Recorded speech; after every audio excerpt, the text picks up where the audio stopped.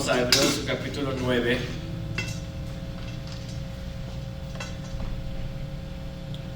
Y vamos a estar en los versículos del 16 en adelante. Y bueno, la semana pasada estuvimos estudiando concerniente el tabernáculo. Los que no estaban aquí, pues se perdieron muchos detalles, porque estuvimos aprendiendo sobre el tabernáculo en el sentido de que todo lo que el tabernáculo representaba o era un sistema simbólico.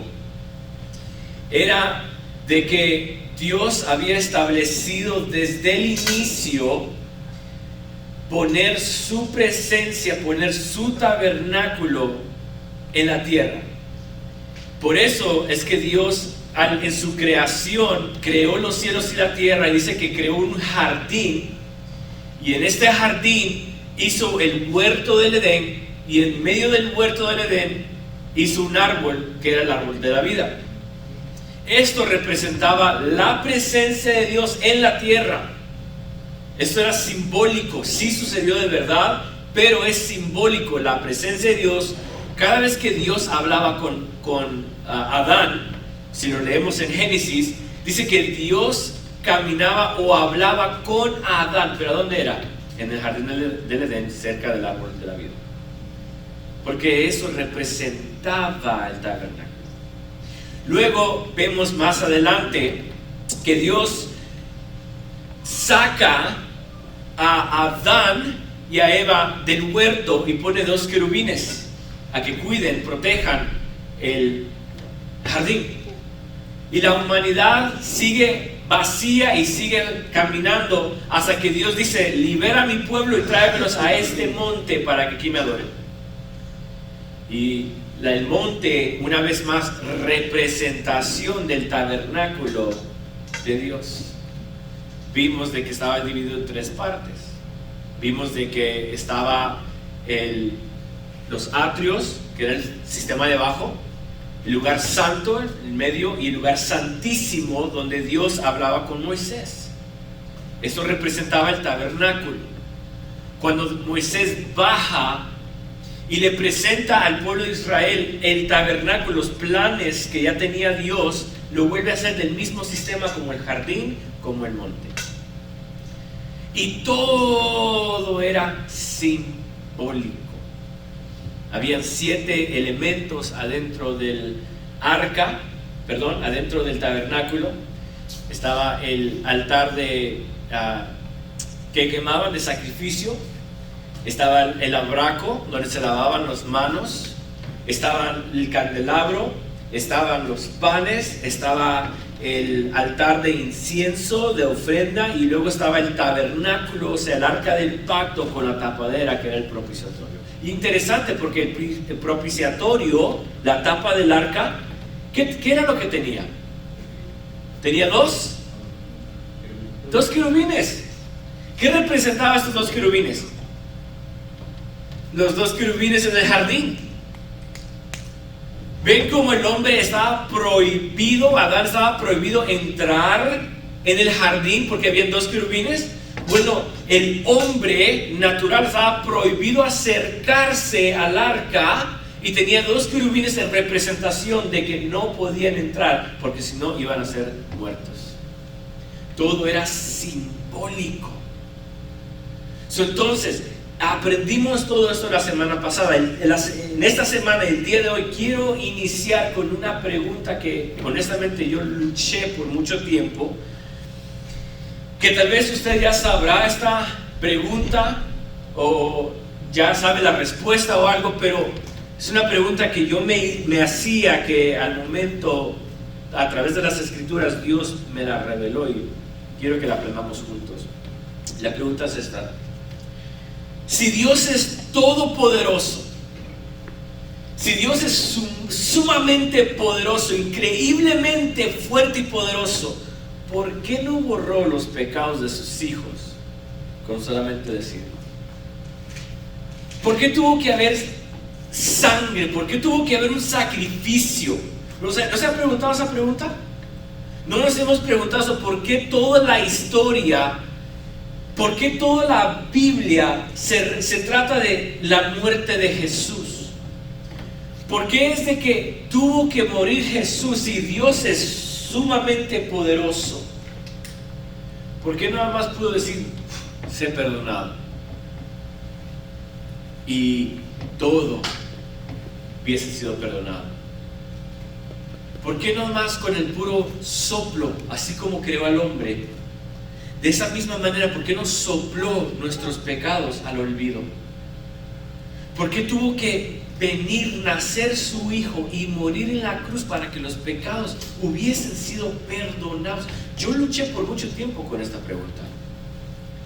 Y es para mí, en mi humanidad, yo creo que es una pregunta muy, muy honesta y muy sincera. ¿No creemos? Y resulta que la respuesta la tenemos en el capítulo 9, versículo 16 en adelante de esta pregunta. Dice de esta manera. Dice, porque donde hay testamento aquí quiere decir pacto, solo que el autor de Hebreos está usando ahora la palabra griega para pacto. Está diciendo, donde hay testamento, ojo, es necesario que intervenga muerte del testador. Porque el testamento, o sea, el pacto, con la muerte se confirma. Pues no es válido entre tanto que el testador vive, de donde ni aún el primer pacto fue instituido sin sangre. Entonces, ¿por qué tuvo que morir Jesús en la cruz como un criminal para que nuestros pecados fuesen perdonados? Lo vemos, número uno, es porque los pactos se establecen a través de la muerte. Todo pacto que vemos en las Escrituras involucra la muerte. Y lo primero que quiero que observemos es a través de las Escrituras es que Dios es un Dios de pactos. Dios no establece nada, Dios no hace nada si no hay un pacto involucrado. Si Dios habla contigo, si Dios habló con Adán, si Dios habló con Noé, si Dios habló con Abraham, si Dios habló con Moisés, con David, todo fue en base de un pacto. Sabemos que Dios, el Dios a quien nosotros le servimos, es un Dios de pactos.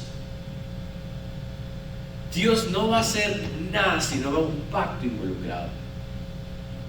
Y en la Biblia hay muchos pactos. Les acabo de mencionar, está el pacto adánico, el pacto noético, el pacto abrámico, el pacto mosaico, el pacto davídico y el pacto de gracia, que es el último pacto que hizo Jesús. Y todos estos pactos los ha iniciado Jesús, o Dios, perdón, pero siempre van en base de sangre, en base de muerte. Y es lo que nos está diciendo el autor de Hebreos. Dice, todo pacto que se ha hecho siempre lleva a la muerte. No puede iniciar un pacto si no hay muerte. Mientras algo o alguien no muera, no puede afirmarse este pacto. Y esto lo vemos porque en las Escrituras nos revela que en el principio Dios habló con Adán y le dijo, hey, he creado todo, he formado todo para que tú lo disfrutes, para que tú goces de ello, para que te alimentes, para que disfrutes la vida que yo te di con tu compañera. Ahora, de todo puedes comer, pero de este árbol no comerás, porque el día que comieses ciertamente morirás. Ahí va el pacto.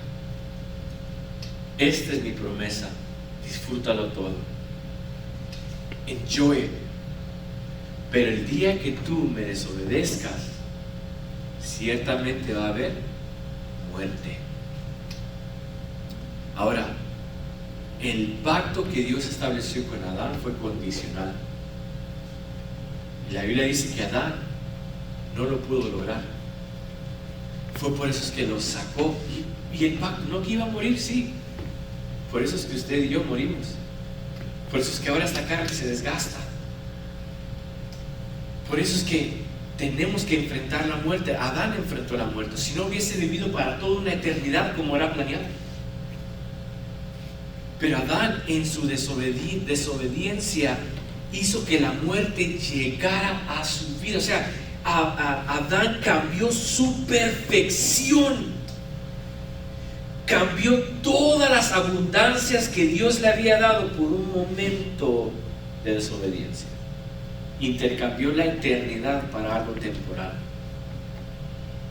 Eso fue lo que hizo Adán. Y entonces Dios, en su gracia, mató un cordero para vestirlo. Ahí está la muerte.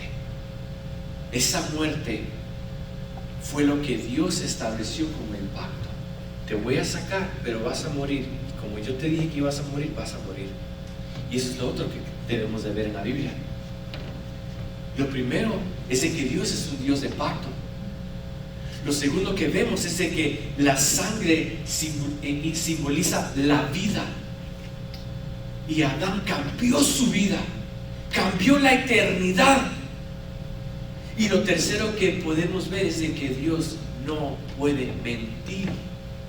Por lo tanto, por eso es que usted y yo enfrentamos muerte. Por eso es que Adán murió. Por eso es que han morido muchos y muchos y muchos. Porque Dios no puede retrasar su palabra. Él lo dice y lo cumplirá, dice Isaías.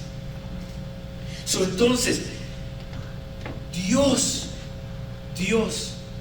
no puede quebrantar su palabra porque es en contra de su naturaleza. Por lo tanto, los pactos que ha establecido siempre debe de haber sangre. Y no es que sea que Dios tenga hambre o tenga deseo de ver muerte, pero simboliza de que la sangre es vida. Entonces, por eso es que vemos de ahí en adelante que cada vez que Dios hace un pacto, por ejemplo, con el pacto que hizo con Noé, dijo: te voy a librar a ti. Y entonces lo libró, el diluvio mató a medio mundo, salvó a Noé cuando estuvieron en el pináculo, ojo, en el pináculo de la montaña, donde era el tabernáculo. Cuando estaba ahí Noé, dijo Dios: mira, ¿sabes qué? Haz un sacrificio. Noé hizo un sacrificio, mató un cordero, se lo ofreció como sacrificio a Jehová. Y Jehová le dijo: este es mi pacto contigo ahora. Como hay muerte, este es mi pacto. Y mi pacto sería de que ya no vuelvo a destruir la humanidad con agua. No la vuelvo a destruir. Y dice: y este será mi señal. Y dice la Biblia que se hizo un ¿qué? Un arco iris. Un arco iris. ¿Qué representa este arco iris? Es un arco. Un arco. Los pactos se establecían. Por eso es que hay muerte. Porque si tú me fallas, vas a morir igual que este cordero. Si yo te fallo, yo voy a morir como este cordero. Ese era el pacto. Así se establecían los pactos. El arco iris es un arco puntando para arriba. Y Dios dice: si yo fallo en mi palabra, que ese arco me caiga a mí. Pero si tú fallas, te va a pasar como ese cordero. Y bien pasó. No me falló. La humanidad volvió a fallar. Pero Dios en su palabra no falla. Y como lo estableció en medio del pacto, no puede retrasarse Dios en sus pactos. Eso es lo que está diciendo el autor de Hebreos aquí. Nos dice: ¿sabes qué? Los pactos se han establecido en base de sangre, en base de muerte. Y esto es porque Dios desde el inicio así lo hizo. Porque donde hay sangre, hay vida. Y eso es lo que representan los pactos. Los pactos representan un acuerdo entre usted y Dios, o entre usted y el hombre. Y se establecen en base de sangre. Entonces, ahora el autor de Hebreos nos va a dar un ejemplo en cómo era de que todo esto se llevaba en base. Hebreos versículo 19 dice: porque habiendo anunciado Moisés todos los mandamientos de la ley a todo el pueblo, tomó la sangre de los becerros y los machos cabríos con agua, lana escarlata e hisopo, y roció el mismo libro y también a todo el pueblo. El autor de Hebreos está parafaseando o está recordándole al pueblo judío una historia que sucedió en Éxodo capítulo 24. Dice la Biblia que Jehová Dios le llamó a Moisés, le dijo: Moisés, agárrate a Aarón, tráete a Josué y a Hur, y tráete a 70 sacerdotes y tráelos a este monte que quiero hablar contigo. Entonces dice la Biblia que los 70 sacerdotes con Josué, Aarón, Hur y Moisés fueron al monte, y cuando iban subiendo el Señor dijo: detente, los 70 sacerdotes quiero que se queden abajo, en la parte del medio quiero que se quede Aarón, Josué y Hur, y tú, Moisés, ven conmigo arriba. Y dice la Biblia que Moisés subió arriba y el Señor le dijo: escribe en un libro todo lo que te voy a decir. Y entonces Moisés comenzó a escribir todo lo que Dios le estaba diciendo. Entonces dice la Biblia que la nube de Jehová, su gloria, estaba resplandeciendo tanto que la gente de afuera, o sea, los sacerdotes, los 70 sacerdotes, pudieron ver la gloria de Dios. Dice que vieron a Jehová. Es interesante. Ellos estaban reunidos todos y vieron a Dios, dice la Biblia. Y la reacción de ellos era lo que me asombra. Dice la Biblia que cuando ellos vieron, se asombraron. Y para adoración, ¿saben lo que hicieron? Dice que comenzaron a partir el pan, a comer y a beber. Por eso es que Pablo dijo: si comes o bebes, hazlo para la gloria de Dios. Y no solamente eso, esto es un retrato, un retrato a lo que era Jesús con sus discípulos en la Santa Cena. La gloria de Dios, la semejanza de Dios, comiendo con sus discípulos y ellos disfrutando la vida comiendo. Jesús dijo: este es mi cuerpo y esta es mi sangre, comedlo. Y ellos comenzaron a comer y chiste tras chiste y relajarse y todo en medio de la gloria y la presencia de Dios mismo. Cuando Moisés baja, dice la Biblia en Éxodo 24, cuando Moisés baja, él bajó y hoy sí se va con el pueblo de Israel, y lo primero que hace es que mata un cordero y dice: este es el pacto que Dios ha hecho con nosotros. Agarró la sangre del cordero. Ojo, esto es muy interesante. Agarró la sangre del cordero, lo mezcló con agua. Dice la Biblia que, por eso es que dice que había sangre, agua, lana escarlata e hisopo. Y esto es muy significante. porque la Biblia dice esto? Esto es simbólico, pero era un sacramento que ellos hacían. La escarlata, el hisopo es una planta. Es una planta gruesa, fuerte, pero tiene ramas azules, o el color de la flor es azul. Y no solo eso, pero da un olor tan rico que es una fragancia. Lo que ellos hacían era agarrar el ponche y con un hilo rojo lo amarraban, agarraban la sangre con agua mezclada y lo rociaban. Y eso es lo que Moisés hizo. Dice que bajó del monte y agarró la sangre y el hisopo y la lana escarlata y comenzó a sacudir la sangre y la roció al pueblo de Israel, a la gente, la sangre con agua. Y dice que entró al tabernáculo y lo chorreó y prendió ahí lo que era el pacto, el arca del pacto. Y esto era simbólico porque la sangre de Cristo que cubría el pecado de la humanidad, que fue también en Jesús. Pero no solamente eso representaba, sino que representaba, así como esta sangre está chorreando a ustedes, si ustedes fallan, así va a chorrear la sangre en la tierra. Todo era simbólico. Todo, aún la lana escarlata, agua. ¿Qué me pinta esto? Ahora vengo a entender por qué el símbolo del agua con sangre y hisopo era una purificación. Limpiaba a la humanidad. Ahora vengo a entender por qué cuando Jesús estaba en la cruz y dice que sus huesos no fueron quebrantados, pero se aseguraron que estaba muerto. Dice la Biblia que le metieron una lanza. Y cuando sacaron la lanza, ¿qué es lo que había? Sangre con agua. Sangre con agua. ¿Qué simboliza eso? Purificación. Por eso es que cuando Él dio su último aliento, dijo, consumado es. O sea, ya he limpiado la humanidad con mi sangre, con mi muerte. Hay perdón de pecados. Y para que se hubiese simbolizado de verdad, tuvo que salir de Él agua con sangre.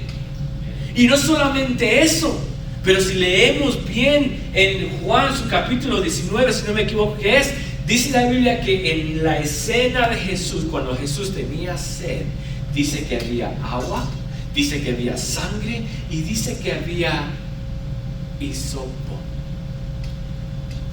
¿Va todo conectado? Claro que sí. Claro que todo va conectado. Entonces, eso es lo que está representando. Versículo 20 dice, diciendo, esta es la sangre del pacto que Dios os ha mandado. 21. Y además de esto, roció también la sangre el tabernáculo y todos los vasos del ministerio, y casi todo es purificado según la ley. Notemos aquí que dice que cuando roció la sangre, dice que casi todo era purificado. ¿Qué era lo que estaba purificado en ese tiempo? ¿Qué era lo que esta sangre purificaba? Lo externo nada más. La semana pasada vimos de que todas esas acciones que ellos hicieron no limpiaba el corazón, solamente limpiaba ¿qué? Lo exterior. E es interesante porque ellos querían reflejar santidad por fuera, pero por dentro iban de la misma manera. ¿Y acaso no hay ciertas religiones que practican lo mismo? De que por fuera todo es santidad, quieren aparentar santidad por fuera, pero por dentro ¿qué? No hay nada. Y esto es lo que simboliza que casi todo era purificado según la ley, con sangre, y sin derramamiento de sangre no se hace remisión. Versículo 23.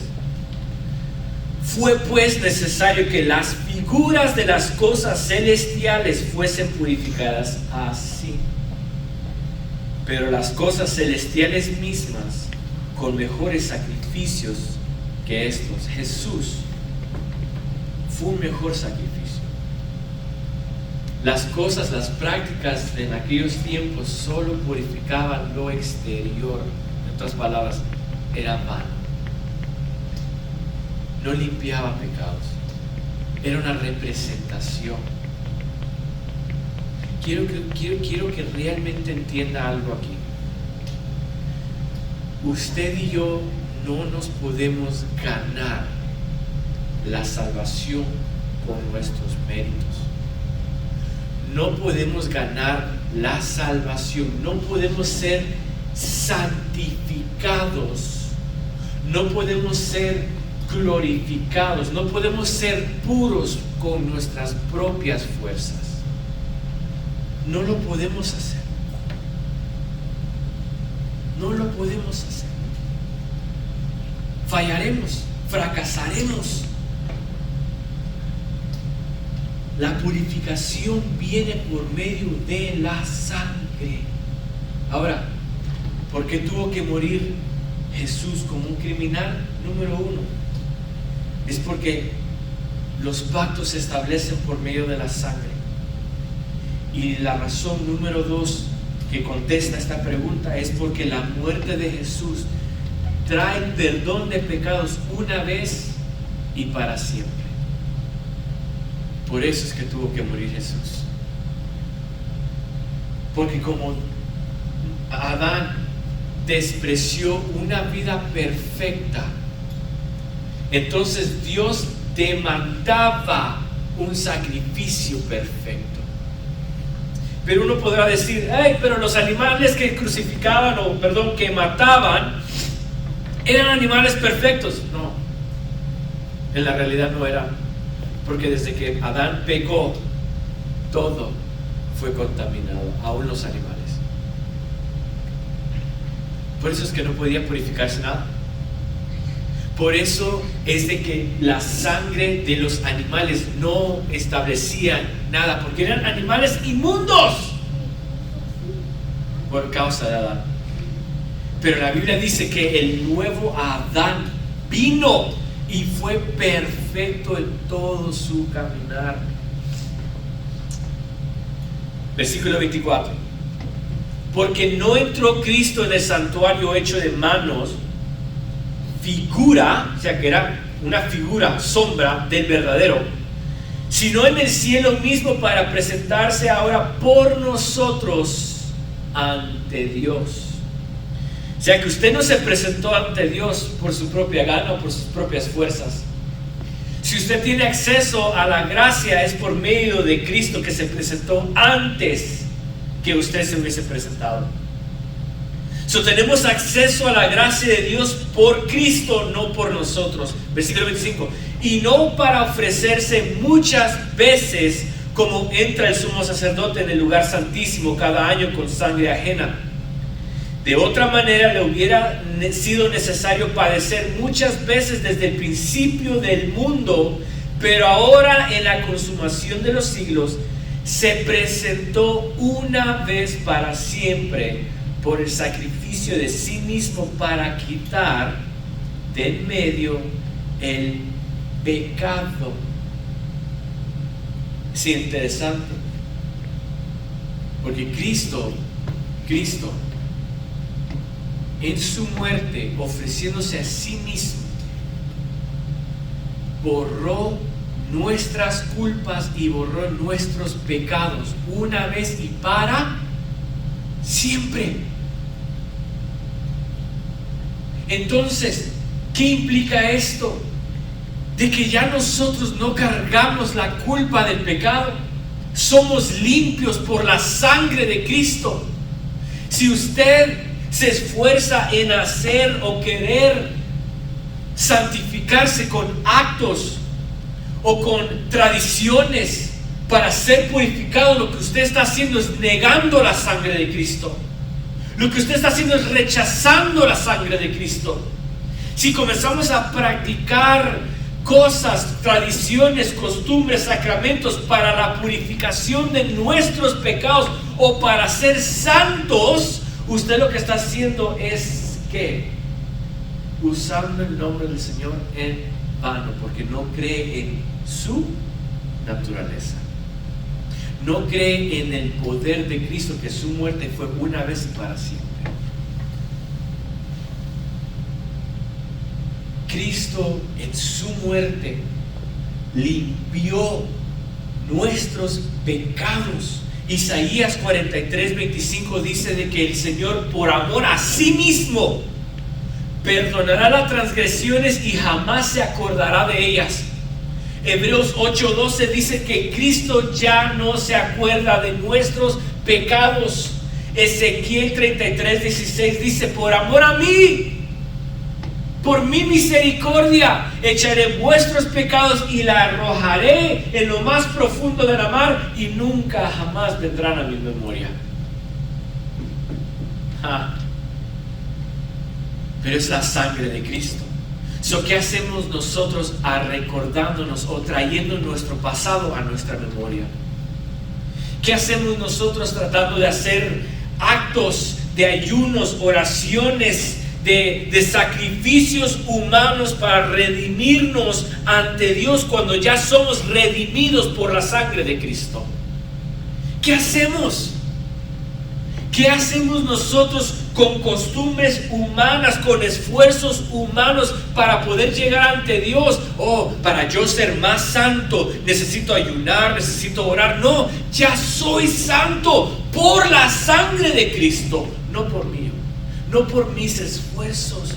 Versículo 27, dice: y de la manera que está establecido para los hombres que mueran una sola vez, y después de esto el juicio.